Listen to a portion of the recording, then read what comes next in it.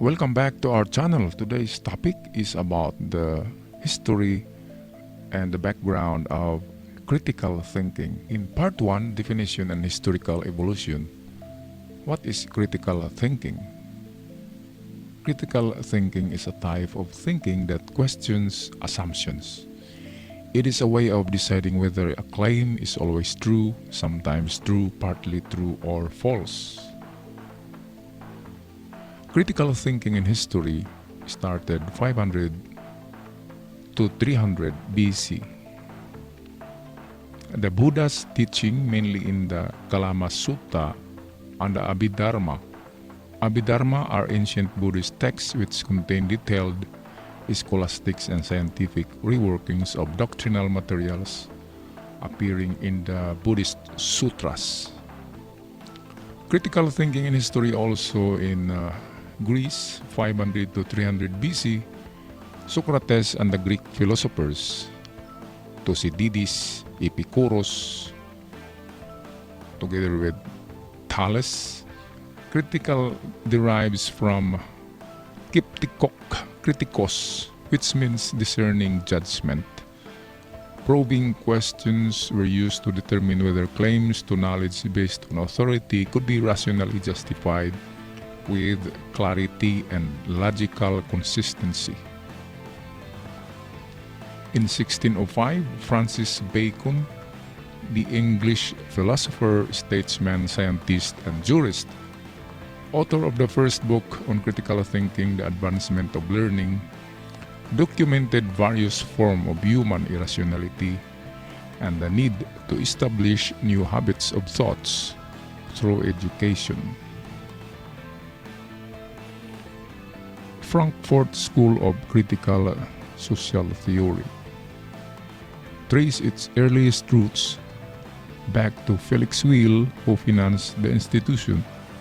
Founded in 1923 by Karl Grunberg, a Marxist legal and political professor at the University of Vienna as an adjunct of University of the Frankfurt, attempted to amend Marxist theory for applicability in the 28th century in Germany.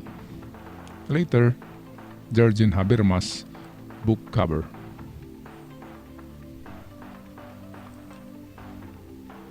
The essence of critical thinking is to move from an unconscious mixture of high quality and low quality thinking. It should be spontaneous, subconscious, uncontrolled, impulsive, analyzed, and self-validating. So from to, okay, let's go to stops and assesses ourselves before going forward, rigorously applying intellectual standards to our thinking, like probing, disciplined, seek the truth, self-assessing, and self-correcting. Critical thinking skills: precision for data gathering and analyzing, active listening and empathy, accuracy for attention to details, patience to check and recheck accuracy of data, and inconsistency, reasoning, significance for, and logic for synthetic thinking. Breadth of thinking outside the 9 dots, problem solving, brainstorming solutions, decision making, clarity of purpose and context, evaluating, that's fairness to evaluate consequences, risks, and opportunities, and open mind. Reasoning, think with a purpose, examine and probe again, assess information and data, represent data graphically, activated ignorance, actively using false information, activated knowledge using true info that lead us to more knowledge, distinguish between information, inferences, and assumptions, think across points of view, organize your thoughts and validated data, inferences. Questioning, ask questions that lead to good thinking, like questions of fact, require evidence and reasoning within a system a correct answer lead to knowledge. Questions of preference call for stating a subjective preference. A subjective opinion cannot be assessed. 3 questions of judgment require evidence and reasoning within multiple systems. Better and worse answers require reasoned judgment. Okay guys, here's another difference between logic and critical thinking. What is better, your logic or your critical thinking? So in logic, people use words like logic and logical a lot, often without really understanding what they mean. Strictly speaking, logic is the science of study of how to evaluate arguments and reasoning. It's not a matter of opinion. It is a science of how arguments must be formed in order to be reasonable or correct. Obviously, a better understanding is critical for helping us reason and think better. Without it, it's too easy for us to fall into error. Now, let's go to critical thinking. Okay, the term critical thinking is used often, but it isn't always properly understood. But simply, critical thinking means developing reliable, rational evaluations of argument or any idea. Critical thinking is a means of separating truth from the falsehood and reasonable from unreasonable belief. It is frequently involves finding flaws in the arguments of others. But that's not all that it's all about. It is not simply about criticizing ideas. It is about developing the ability to think about ideas with greater critical distance. So there is an agreement and disagreement. Arguments are about disagreement. People aren't likely to argue over things they agree on, as obvious as they may be. It isn't always as obvious what exactly people disagree on.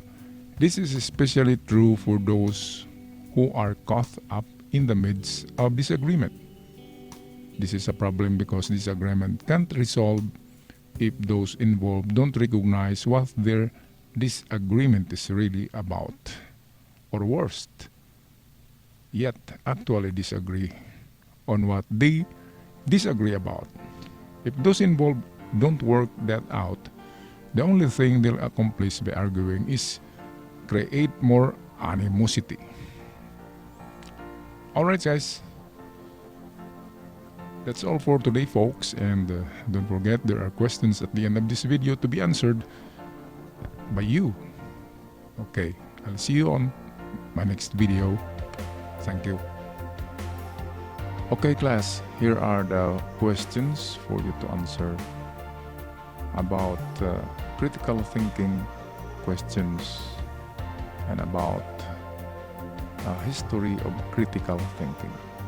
Now for number 1, what are the 5 critical thinking questions?